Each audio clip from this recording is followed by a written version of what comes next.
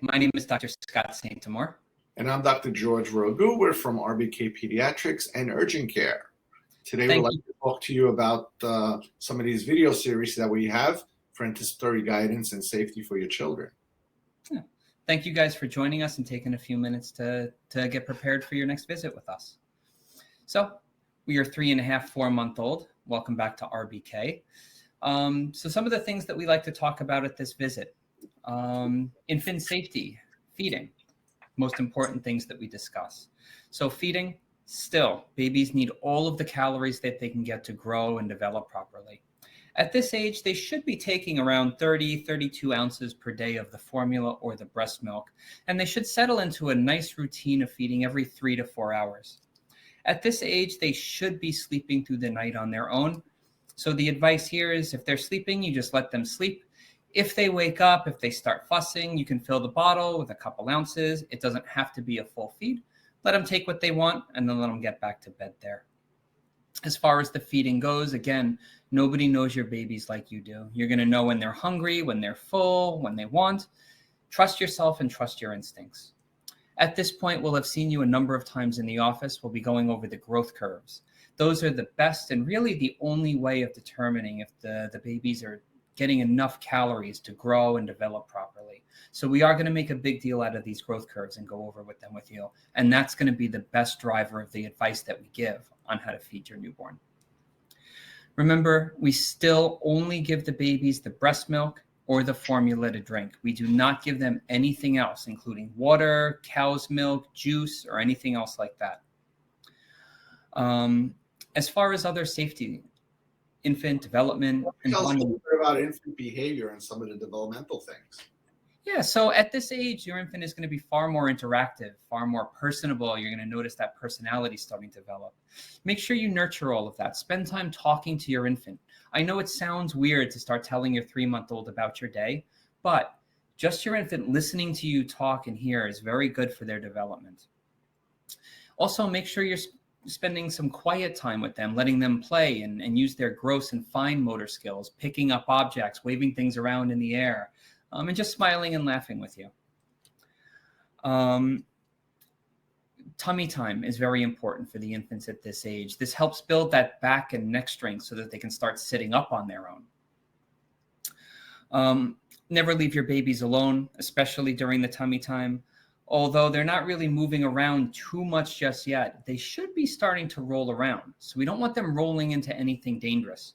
These infants also pick up everything and put it right in their mouths. So anything that's on the floor that's small, make sure you're getting up and out of the way and keeping that floor clean for them. Vaccines is also another important thing that we do in these visits. Why don't you talk with them about that, Dr. Rogu? Well, before we do the vaccines, let's do a little bit about safety. Always need safety. Forget safety is very important. Car seats are very important. I see everybody uses a car seat, but it should be a rear-facing car seat, and never put it in the front of the car because of the airbags. An airbag could produce significant damage to a baby's body if it goes off. So always in the back seat.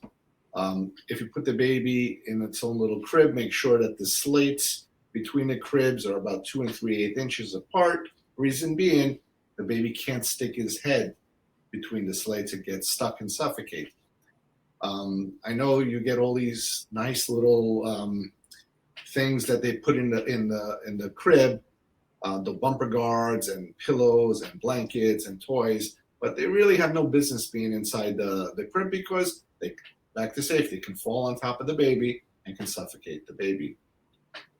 Well, another safety tip is keep your hand on the baby when you're changing the baby's diaper or having the baby on the changing table.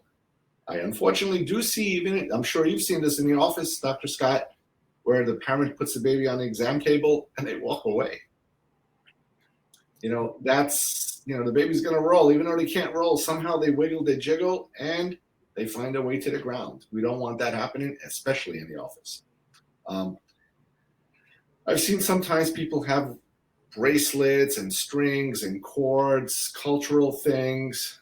Like, we are sensitive to that, but there's always the danger of the baby putting it in its mouth and suffocating or wrapping it around the child's neck.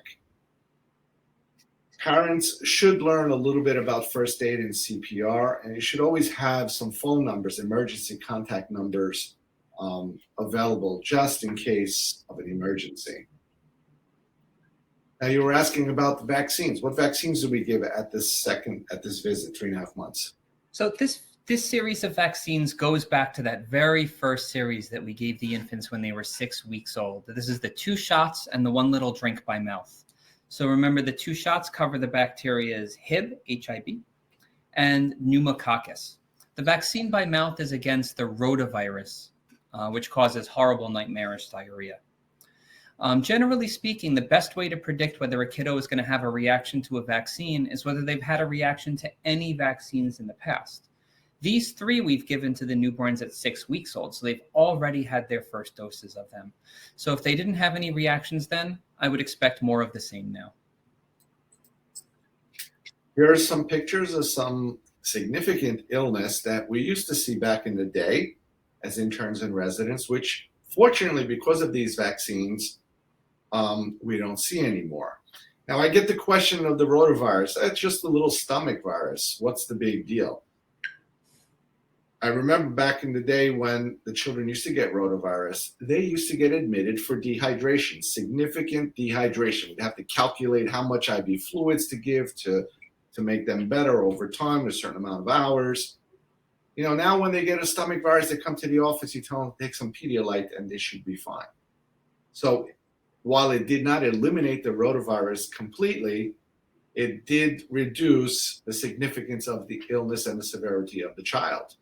The other vaccines, the Haemophilus influenza, the Hib vaccine, has significantly decreased the amount of periorbital cellulitis or the meningitis and the epiglottitis that's out there. And the Prevnar vaccine has reduced the significant meningitis from pneumococcal disease and blood infections and ear infections. We don't see ear infections as frequently as we used to before. I mean, I have times where the students come in, I don't have an ear infection to show them in a couple of weeks.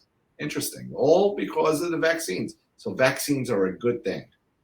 Yeah, I mean, some of these things are some of the biggest medical emergencies in children that we've managed to eliminate with just these vaccinations. Remember, these vaccines are safe and they are effective. If they presented any sort of risks to the kiddos, of course, we would have this conversation with you. If you have any concerns about them, we are more than happy to sit and discuss these vaccines with you. All you have to do is ask. So thank you guys for spending some time with us again. We hope you learned something with us, and we're looking forward to seeing you in our office. Remember, we are around 24/7. We have doctors on call, even overnight. You are never alone. On behalf of RBK Pediatrics, I'm Dr. Scott St. Amar. And I'm Dr. George Rogu. Primary care when you want it, urgent care when you need it.